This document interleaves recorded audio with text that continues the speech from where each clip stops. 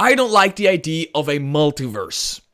Well, I do like the idea of a multiverse, I just don't like it when popular culture introduces multiverses in their IP. I don't like it when movies like Marvel try to do it or DC Universe tries to do it. I don't like when tabletop RPGs introduce things like a multiverse, because it's kind of like time travel. It opens up an enormous can of worms that ends up with you doing one of two things. Either you're going to have to very fashionably just ignore all of the mistakes you made along the way, like the Back to the Future movies do, or you're going to have to completely start anew and completely cancel everything you've done before and kind of just like soft reboot your tabletop RPG campaign. But then, Kobold Press does it, and I'm actually really damn excited about it. Hi there fellow roleplayers and game masters, my name is Mr. Tarask, and especially you Kobold Press fans might have missed me in the last couple of weeks, and that's because I was taking some time off from this channel, from Kobold Press, from tabletop RPGs in general, doing two things: just enjoying life, enjoying summer, just going out and about, but also trying to start up a Nintendo YouTube channel. I got a sub channel, link description below, you can follow that if you're a Nintendo gamer. Today I want to do my first video on the Labyrinth Worldbook, one of the newest books by Kobold Press. Well, I have the Worldbook here, and I also have like the companion book that goes along with it, which is the Worldbook Adventures book. Now, this is my first video on it, and by that I mean I want to do a whole thing about this, because I've been reading the PDFs. These physicals actually just arrived yesterday, and I was waiting for the physicals for doing a video, but I've already browsed through the PDFs, started reading a lot of it, and I just wanted to start with like this general video of what the Labyrinth Worldbook and the Labyrinth Adventure book basically are. So what I want to do in this video is actually really quickly go over the physicals and what you get for your money, and basically in a general sense what Labyrinth is, for people who don't really know or understand what Labyrinth is, because there's a whole lot that goes into what Labyrinth is. And then I want to take a quick look at the PDF and just show you one or two things that I find really cool, still in a very general sense. But before I do that,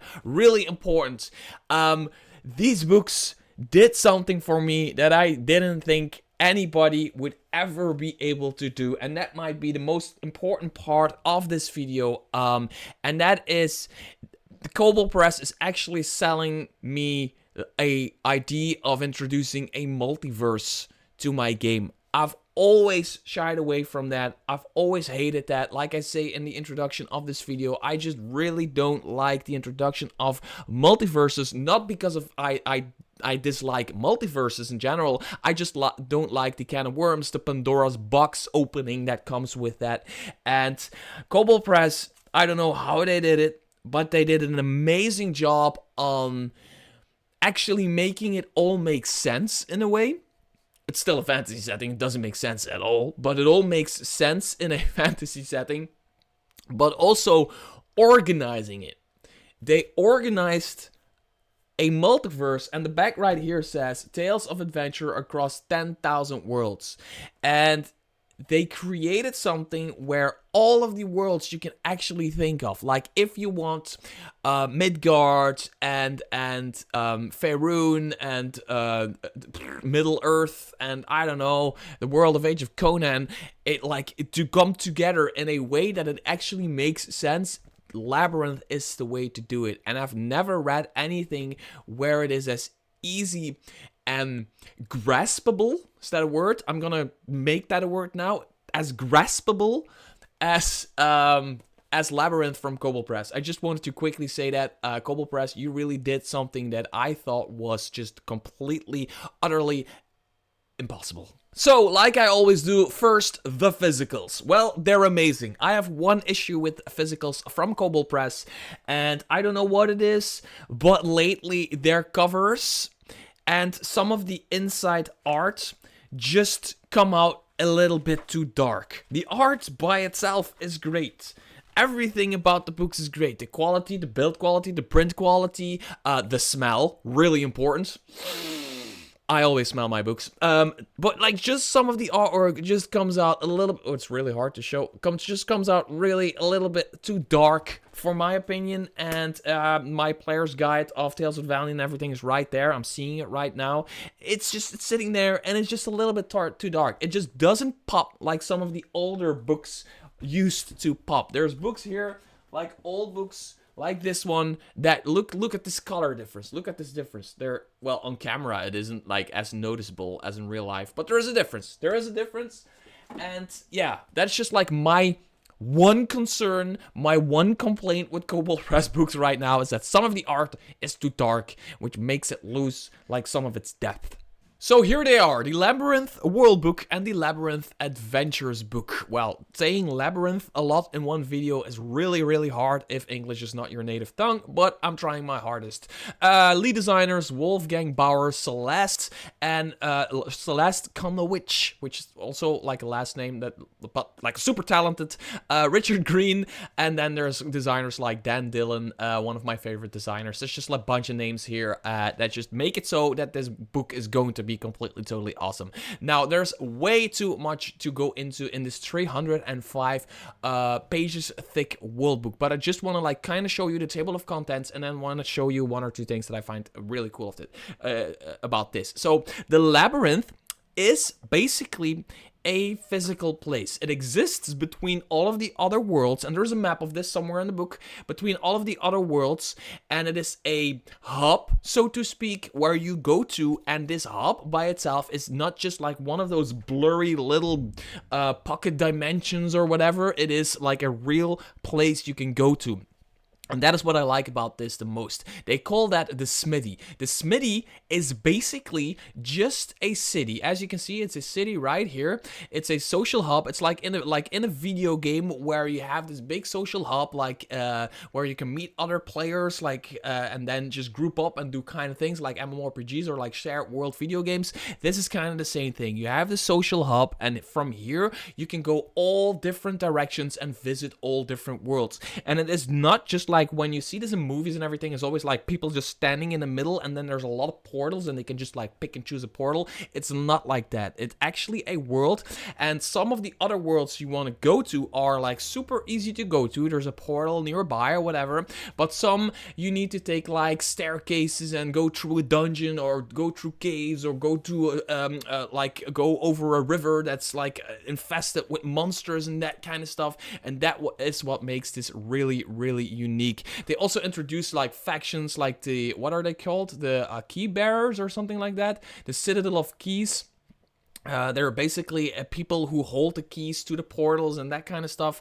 Yeah, it is incredible that they're doing it this way, where in movies and everything, I've always like found that idea of there just being a like a place with a lot of portals just to be a little bit idiotic. I like it this way, and the Smithy is not a way I would have introduced it, or I would have thought of introducing it.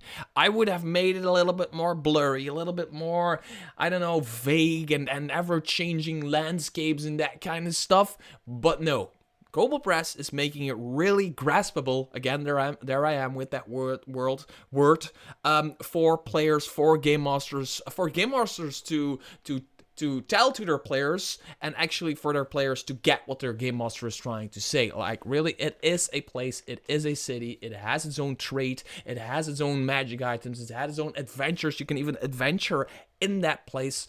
It has all kinds of factions, places of interest, and then there are like portals or passageways to different worlds. They're all talking about Midgard, Old Ring, Shadow Realm, Summerlands, Sunhome, the Void, that world, and the Near Void, the Deep Void, which is all kinds of places that are talked about in this book already, but you can add whatever you want to it. As a matter of fact, they give you the tools and the handles, and they hold your hand into how would you go about doing that.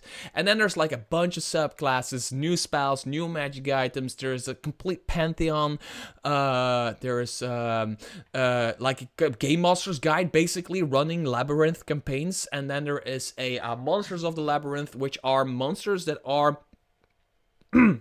sorry, in the labyrinth itself, right? There's like a lot of monsters in that world itself. Again, it is a living, breathing world that has adventure of itself.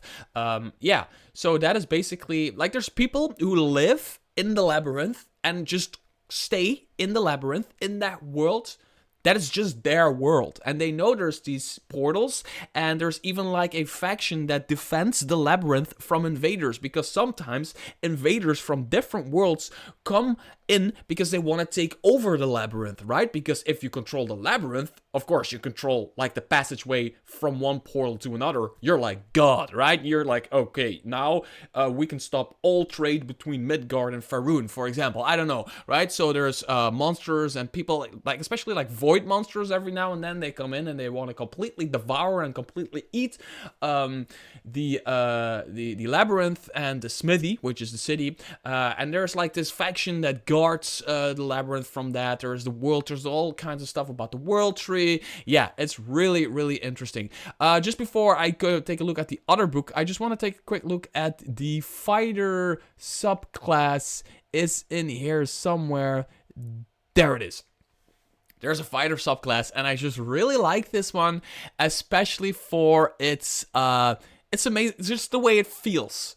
It isn't like all powerful. It isn't like the new powerful fighter type, but it's really cool. Especially like this artwork, the Trooper. It's called the Trooper. Who doesn't want to play a Trooper? We've all been playing what's that video game called? Helldivers. We all want to be a trooper, right? So troopers are soldiers who undergo rigorous training to survive and thrive in any environment, no matter how alien or hostile the terrain may be. Whether storming the shores of an elemental plane, correctly seeking a target in a magical wood cast into perpetual night, or escorting a vessel adrift on a rainbow winds of the astral sea. These tireless individuals never waver. So, the trooper progression at 3rd level. Let's just take a quick look at this.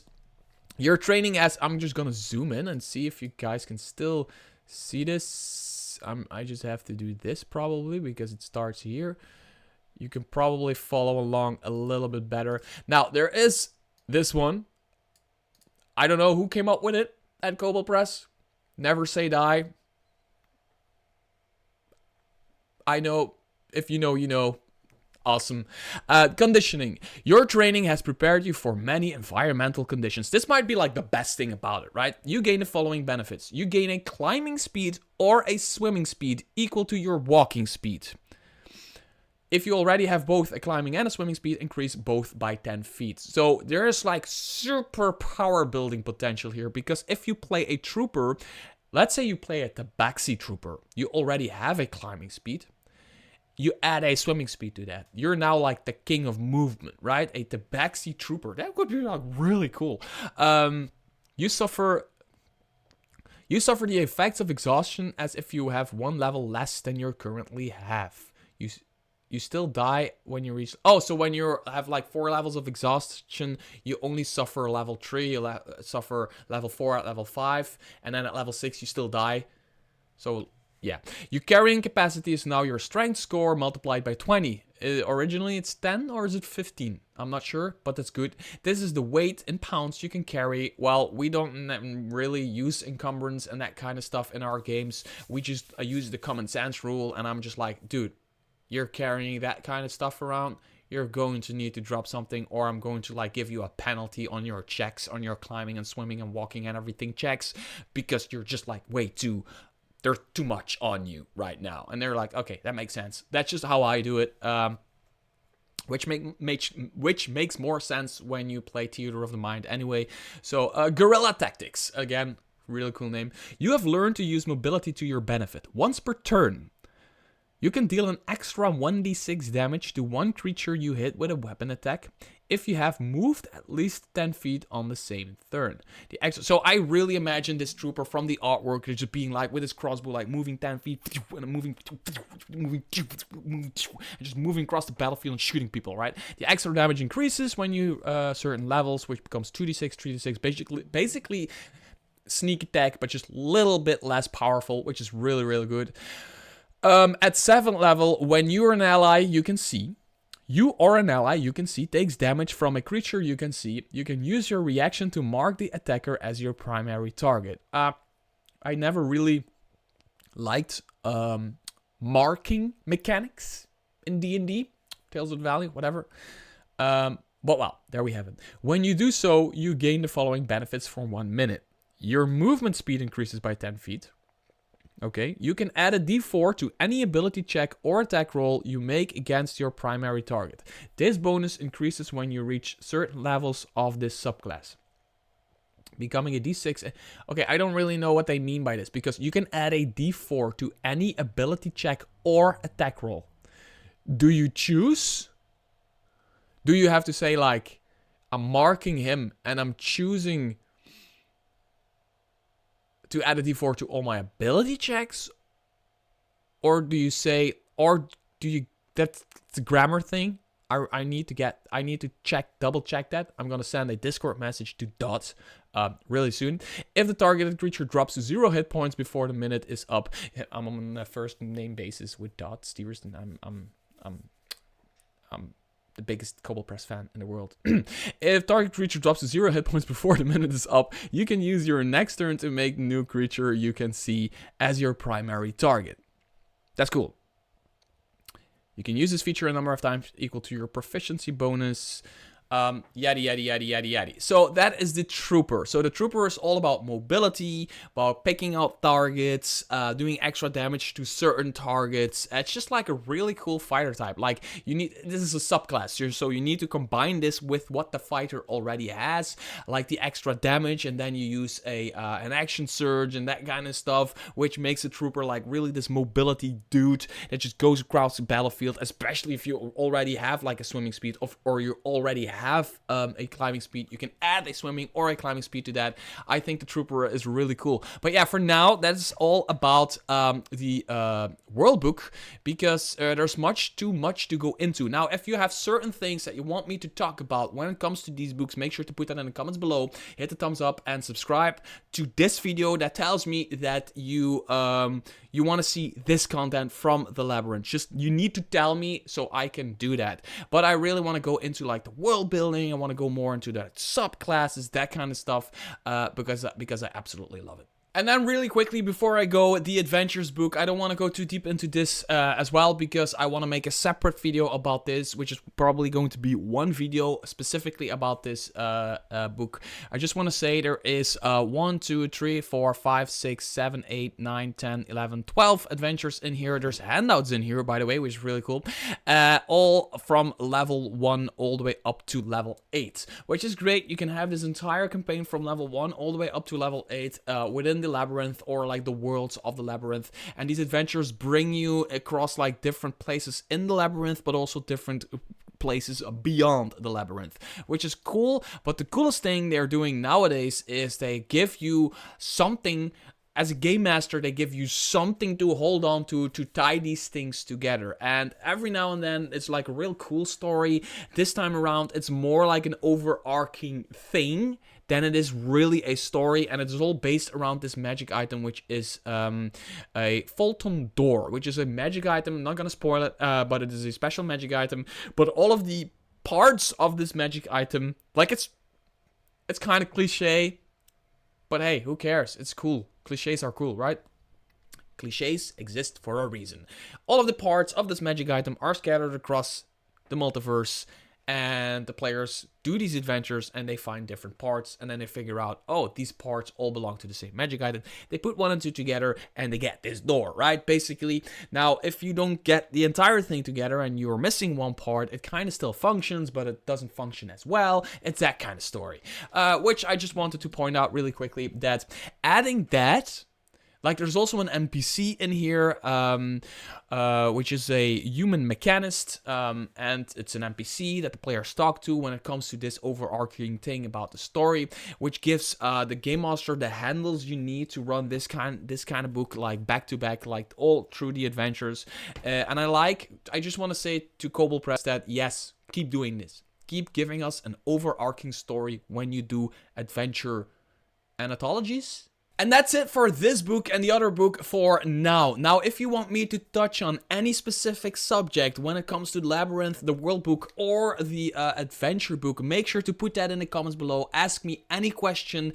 I need to know what you want to know if you're on the fence about these books. Also, if you want to see more Labyrinth content, Kobold Press content, make sure to hit the thumbs up under this video. Also, if you're not subscribed, subscribe under this video, because that tells the analytics, as well as me, that you like Kobold Press content and you like Labyrinth content. I really need to know that from you in order to make the best kind of content for you. And until next video, bye-bye.